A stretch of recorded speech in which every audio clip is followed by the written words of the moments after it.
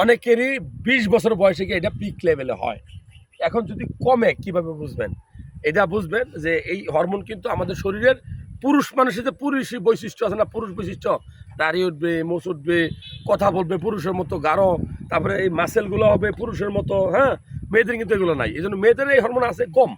তবে এটা আমাদের হাড় শক্ত করে, মাসেলকে শক্ত করে, এটা আমাদের শরীরের লোহিত রক্তকণিকা বা রক্ত তৈরি করে। এছাড়া কি করে? আমাদের দাড়ি, চুল এগুলা স্ট্রং করে গাঢ় হয়। মূলত কি করে?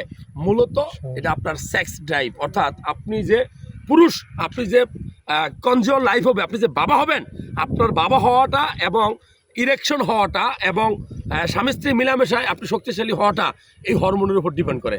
সো এই হরমোনটা কমলে আপনি ভালো ভালো খাবার খাবেন, যেমন ডিম খাবেন, সবজি খাবেন, মাছ খাবেন, তারপরে আপনি ঘি খেতে পারেন, আপনি কলা খাইতে পারেন, আমি বলবো যে ন্যাচারাল খাবারগুলো খাবেন, কিছু খাবার বয়কট করবেন, ধূমপান, অ্যালকোহল।